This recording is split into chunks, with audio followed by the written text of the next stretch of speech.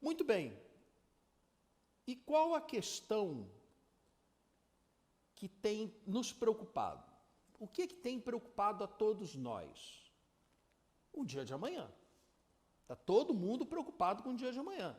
Muita gente preocupado, na verdade, com nem o amanhã, né? É com o depois de amanhã, quarta-feira. Muita gente preocupada com a quarta-feira, o que vai acontecer na quarta-feira. A verdade é que nós estamos preocupados com o futuro. E, além disso, nós olhamos para a nossa própria vida e nós ficamos nos questionando. Principalmente quando coisas ruins acontecem conosco. Aí a gente fica atônito, quebrado mesmo e perguntando, por quê? Por que isso aconteceu comigo? Domingo passado, nós comemoramos o aniversário da nossa igreja. E o tema da nossa mensagem foi a saudade que sentimos quando olhamos para trás. Mas como não podemos, não devemos, ficar presos ao passado. Olhar para o passado, sentir saudades, não tem problema nenhum, mas ficar preso ao passado é péssimo. Nós precisamos olhar para frente. E ao olhar para frente, ver aquilo que cabe a nós fazer. E no caso específico da nossa igreja, né, que comemorou 23 anos, qual a nossa função, qual o papel que nos cabe como membros dessa igreja, participantes ativos dessa igreja, nos próximos 23 anos.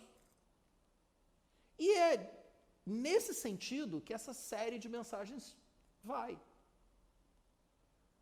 Qual é o meu papel aqui?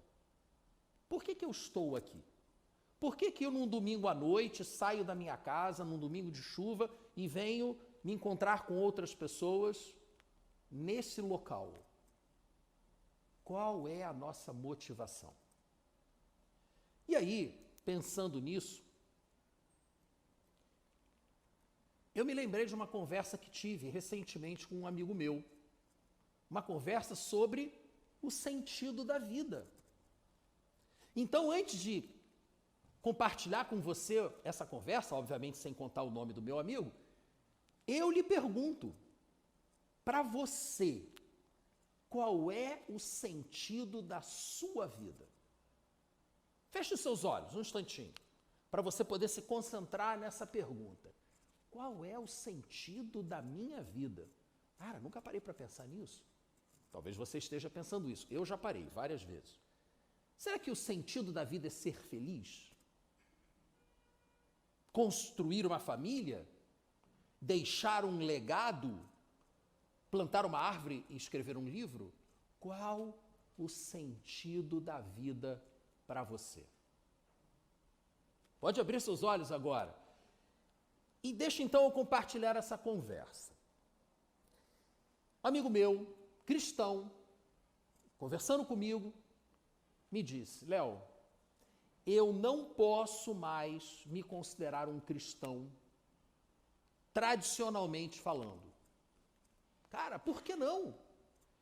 Porque eu não consigo mais acreditar que Jesus Cristo virá ou voltará para me levar para viver eternamente junto com Deus. Eu não consigo mais acreditar nisso, me disse esse meu amigo. O meu amigo não consegue mais ver o sentido da vida de forma transcendente. A vida transcendente, a vida que vai além dessa existência, para ele não faz mais sentido. E essa experiência que ele está vivendo na vida dele tem tudo a ver com a cultura em que nós vivemos. Ele está apenas seguindo junto com muitas outras pessoas. Esse é um fenômeno da pós-modernidade. Tanto que um filósofo da religião chamado Charles Taylor, ele escreveu um livro chamado A Era Secular, e nesse livro, que eu não sei se tem traduzido em português, ele diz que nós estamos vivendo hoje um tempo de imanência, que é o oposto de transcendência. E, mesmo sem perceber, mesmo sem ter consciência disso, as pessoas estão cada vez menos olhando para o que vai além dessa nossa realidade. Elas estão cada vez mais, mesmo sem perceber, se autolimitando dentro de uma moldura imanente. E é exatamente esse o argumento do Charles Taylor no livro dele. Ele percebeu esse fenômeno, escreveu esse livro, já tem alguns anos que ele escreveu esse livro, e caiu como uma bomba no meio religioso, porque todo mundo se deu conta, finalmente, do que é que estava acontecendo. Aquela história, né? O rei tá nu. Precisa um garotinho chegar e gritar, o rei tá nu. E aí, né, os líderes religiosos olharam para suas igrejas e perceberam que uma boa parte dos cristãos que frequentam igrejas não se relacionam com Deus. Não é que não acreditem em Deus. Esse meu amigo não se disse ateu. Ele não deixou de acreditar em Deus. Ele deixou de acreditar na possibilidade de se relacionar com Deus de forma pessoal. Deus se transformou numa filosofia, numa ideia. Nessa era secular, segundo Charles Taylor, o transcendente não faz sentido. Você não consegue entender isso, porque nessa era secular estamos presos dentro dessa moldura imanente. O que significa isso? A vida, dentro dessa visão de mundo, está inseparavelmente contida, moldura é algo que contém, contida dentro da própria natureza. Daquilo que pode ser experimentado por meio dos 5 sentidos naturais. Se eu não consigo experimentar por meio dos sentidos naturais, não existe. Está fora da minha capacidade de compreensão, é como se não existisse. Então, muitos cristãos se deixam levar por essa forma de enxergar a realidade e vivem um relacionamento distante com Deus. Não são ateus, mas vivem como se fossem. Porque nunca perguntam nada para Deus, nunca conversam com Deus, no máximo pedem coisas para Deus, jogam pedidos para Deus, mas não esperam resposta. Vivem como se Deus não existisse. Mas se nós anulamos o transcendente, se nós anulamos essa parte da existência, a metafísica, o que sobra?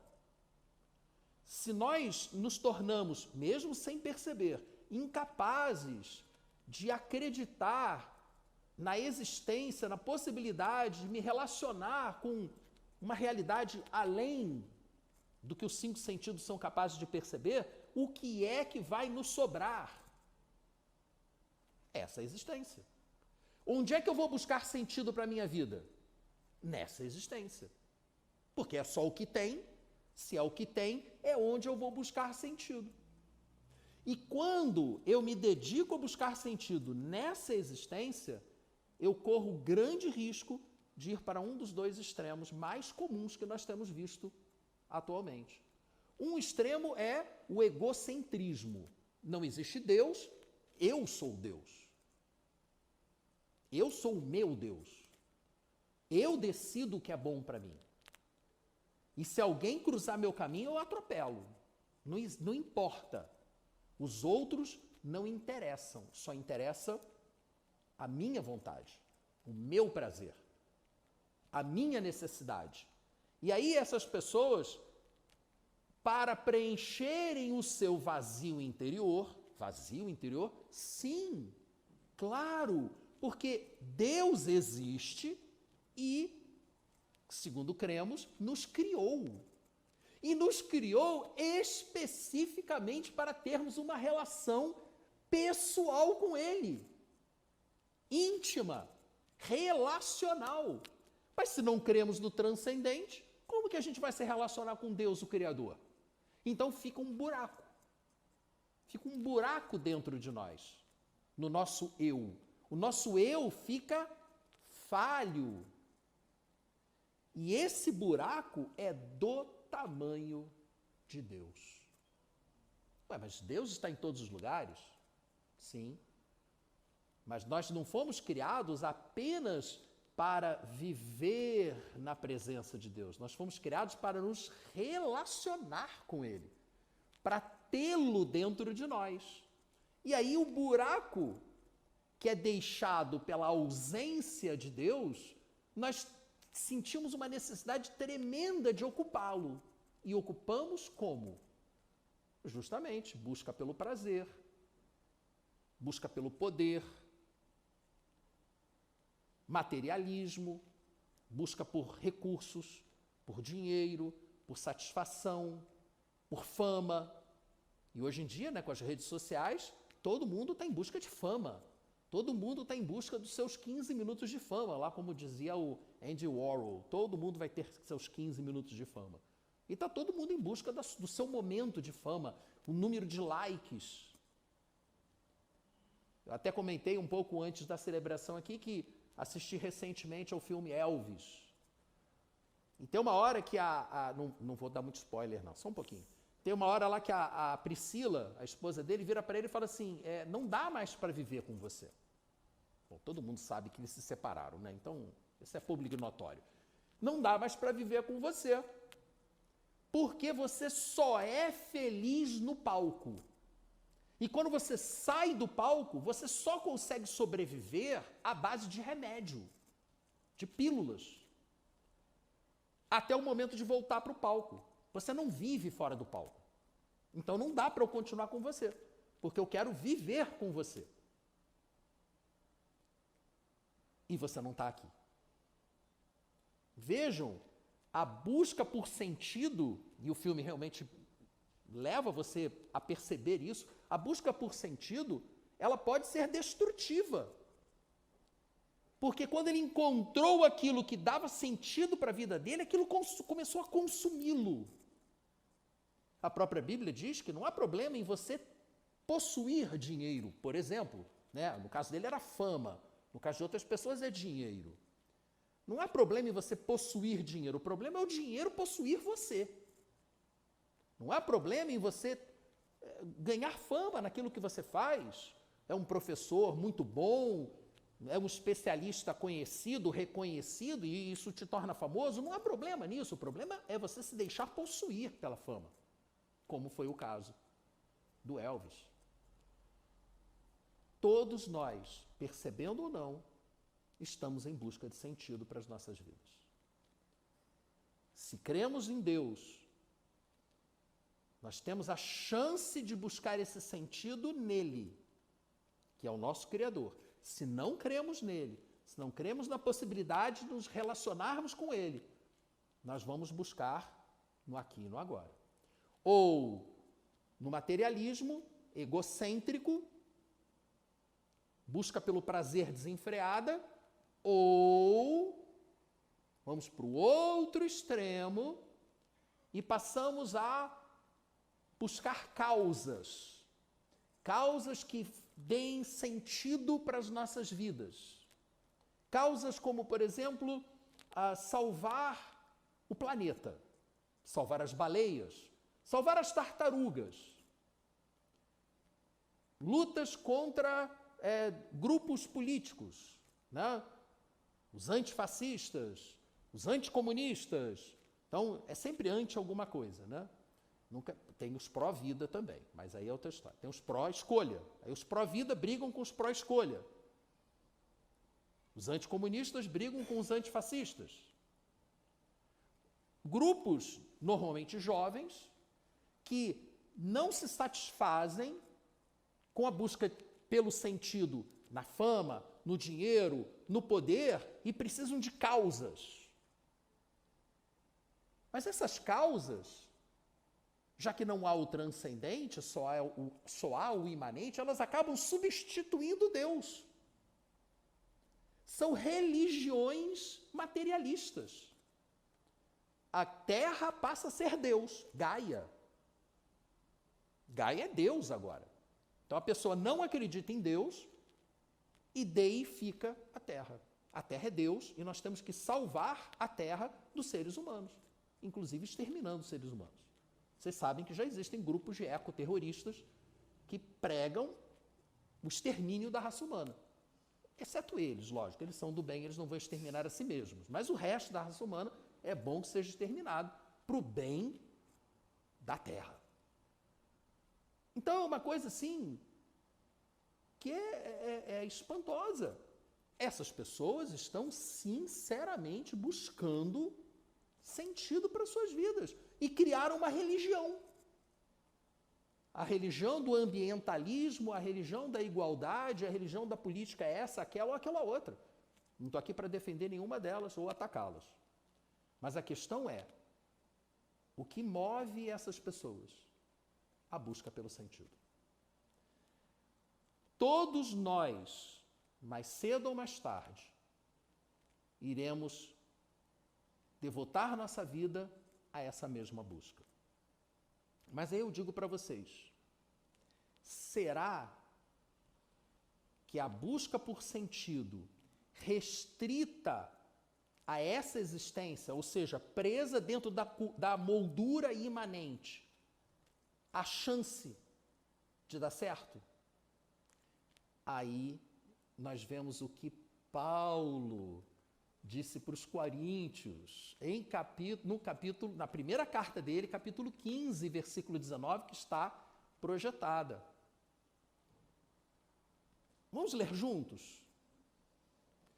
Se é somente para esta vida que temos esperança em Cristo, dentre todos os homens, somos os mais dignos de compaixão.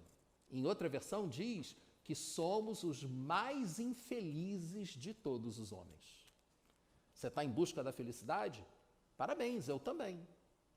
Mas eu digo para você, baseado na inspiração que Deus deu a Paulo, que se você buscar a sua felicidade como um fim em si mesma, você não apenas não irá encontrá-la, como cada vez se sentirá mais vazio, infeliz. Porque a vida não se resume a isto aqui. E nós que somos cristãos, que cremos na existência do Filho de Deus, Deus que se fez homem, pior ainda, porque nós cremos em Deus, cremos em Cristo e temos esperança. Mas a nossa esperança, ela pode ser desviada do caminho certo.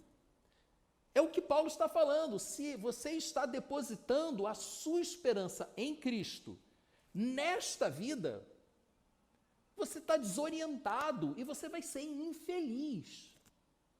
Por isso que eu tenho que te perguntar de novo. Respire fundo, que a pergunta é séria. Onde você está direcionando, ou para onde você está direcionando a sua esperança em Cristo?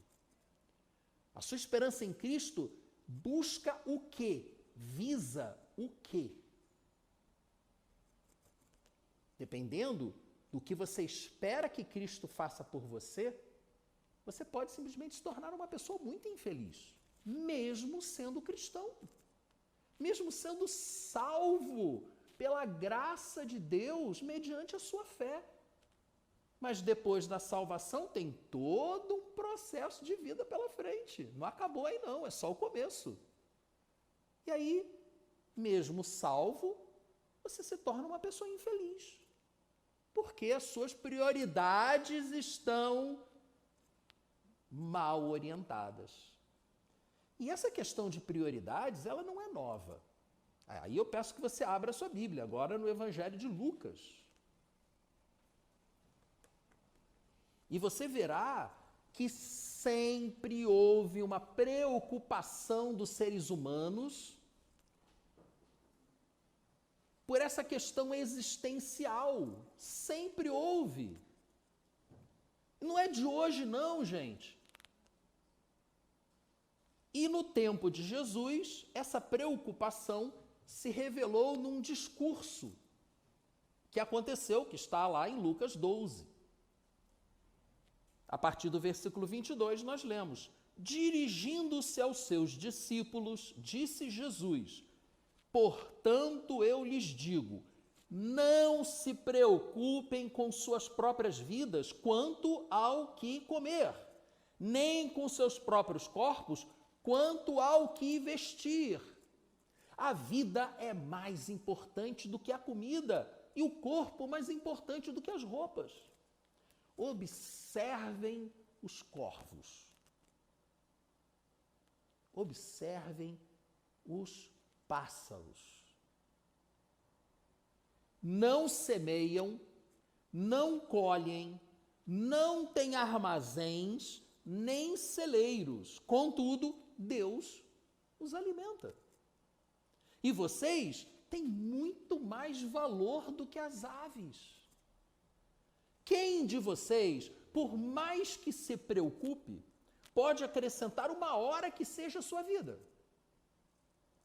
Visto que vocês não podem sequer fazer uma coisa tão pequena, por que se preocupar com o restante? Observem como crescem os lírios. Eles não trabalham, nem tecem. Contudo, eu lhes digo que nem Salomão, em todo o seu esplendor, vestiu-se como um deles.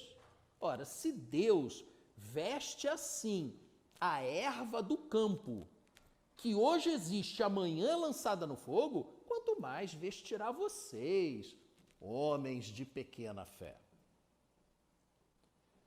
Versículo 29. Não busquem ansiosamente o que hão de comer ou beber.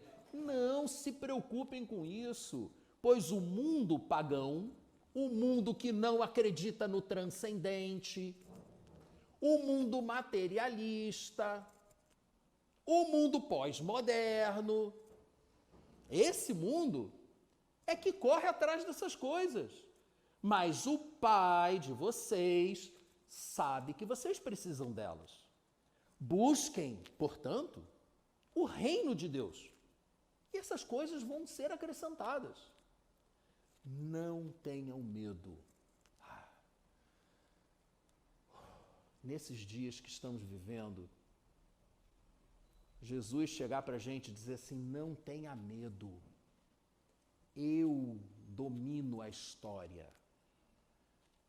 Isso é um alívio muito grande, gente.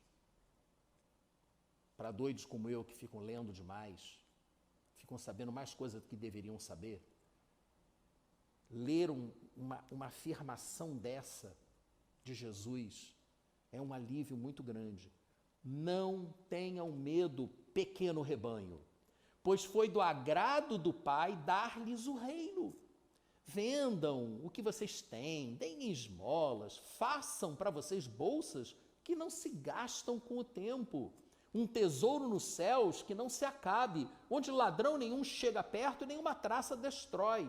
Pois onde estiver o seu tesouro, ali estará o seu coração. Jesus está nos dizendo que as suas prioridades indicam o que é mais importante para você. Se você corre atrás do que comer, do que vestir, do que beber, de fama, de likes, ou de salvar a terra, ou de vencer os fascistas, se você corre atrás dessas coisas, essas coisas são o seu tesouro. Ali está o seu coração, e não em Deus. E aí Deus respeita a sua escolha e deixa você correr. Mas isso é como cachorro correndo atrás do próprio rabo, ou, usando a terminologia bíblica, é como correr atrás do vento. Já disse Salomão. Vaidade das vaidades, tudo é vaidade, tudo é correr atrás do vento. É inútil. A vida se torna inútil se nós não orientamos corretamente as nossas prioridades. Se nós não colocamos o nosso tesouro, não consideramos a coisa certa como sendo o nosso tesouro. Porque não se enganem, o que você considerar o seu tesouro, ali você vai colocar o seu coração. Ali estará a sua vida e dali você vai buscar o sentido para a sua vida. Família, carreira, legado, diversão, são muitas prioridades que nós podemos ter na vida. Muitas.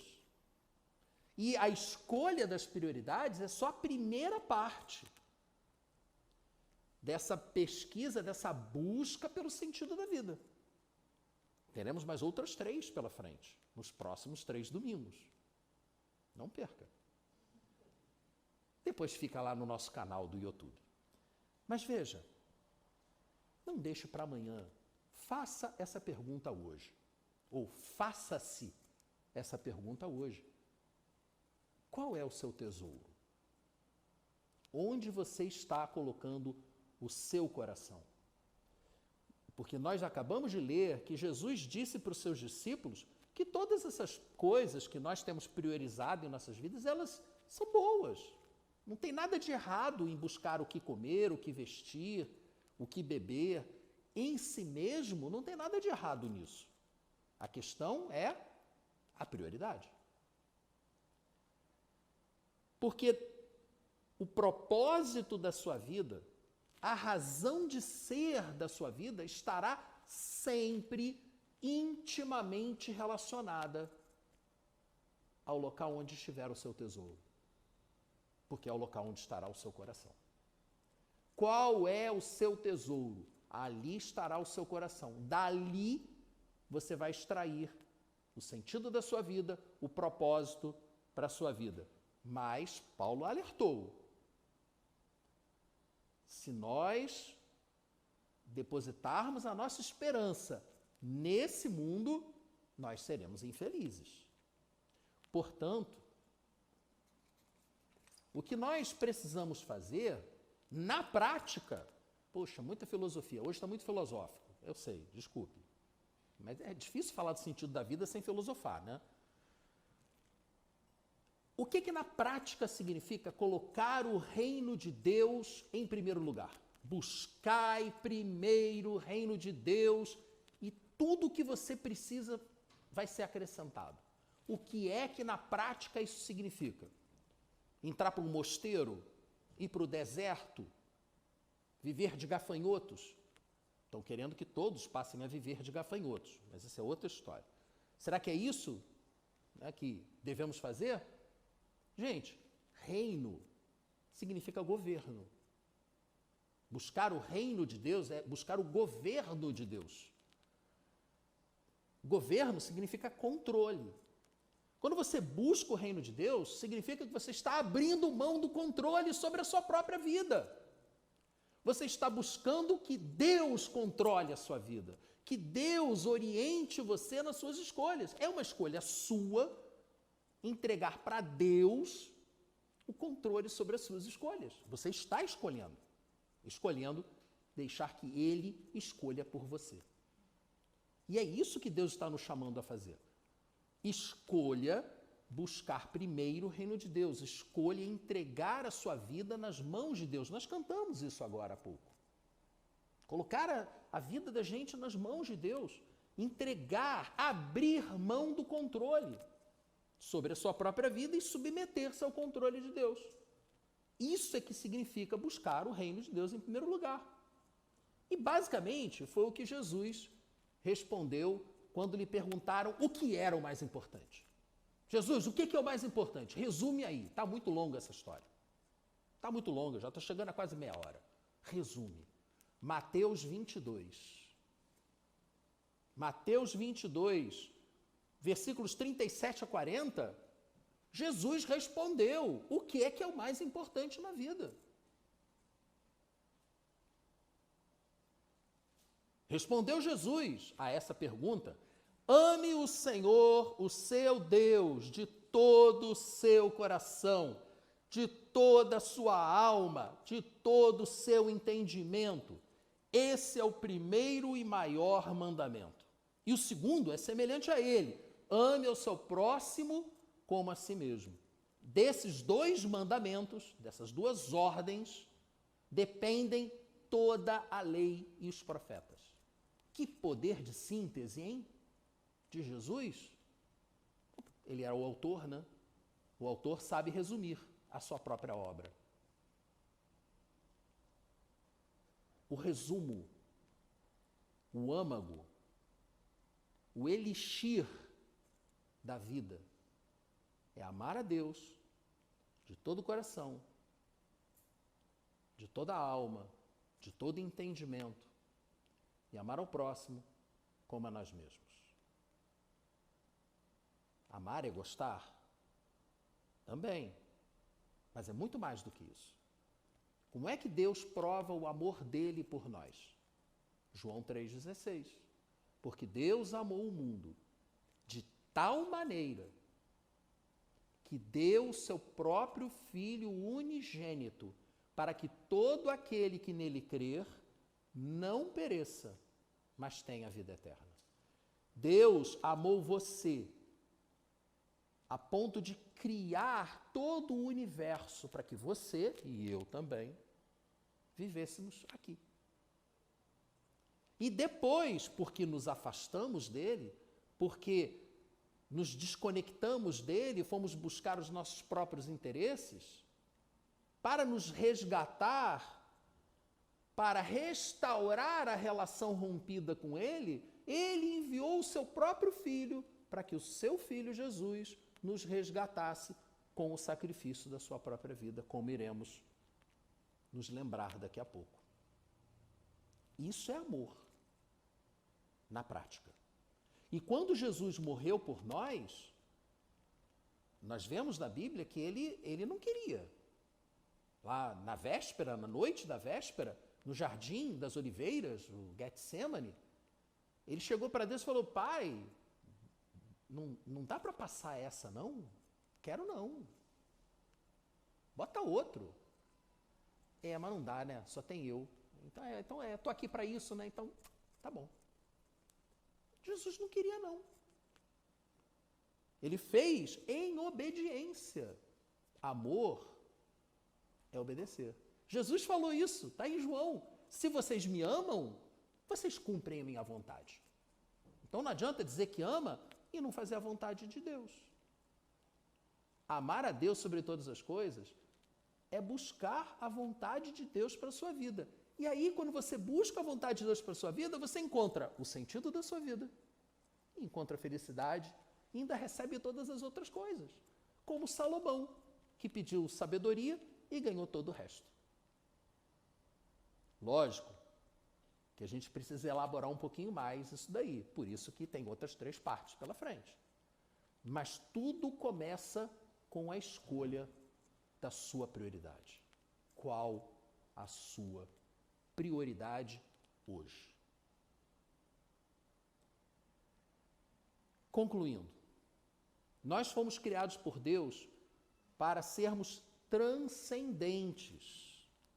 Não conseguiremos encontrar sentido numa vida afastada, distante do nosso Criador. Tudo começa com a escolha das nossas prioridades, pois o nosso coração estará onde estiver o nosso tesouro. Nossas prioridades são aquilo que a gente valoriza. O que tem valor é o nosso tesouro. Onde estiver o nosso tesouro, estará nosso coração. E se o nosso coração não estiver no Senhor, nós não encontraremos o sentido da nossa vida. Portanto, precisamos buscar o reino de Deus, o controle de Deus, a soberania de Deus sobre nossas vidas em primeiro lugar. Ou seja, nos submetermos à vontade dele, né? E o amarmos de todo o coração, de toda a alma, de todo entendimento. E amar é obedecer, é fazer a vontade daquele que nos amou primeiro. E se assim o fizermos, aí sim, aí teremos dado o primeiro passo para encontrar o sentido da vida. Nós vamos orar agora juntos para que o Espírito Santo de Deus esteja confirmando no seu coração o chamado de Deus para a sua vida. Para que o Espírito Santo de Deus esteja confirmando no seu coração e eliminando qualquer dúvida se Ele te ama realmente ou não. Se Ele te chamou realmente ou não. É necessário você buscar essa experiência transcendental da salvação em Cristo e se convencer dela. E depois, vamos participar dos elementos da ceia como um exemplo claro, vívido do amor de Deus por nós. A confirmação de que Ele faz o que Ele promete.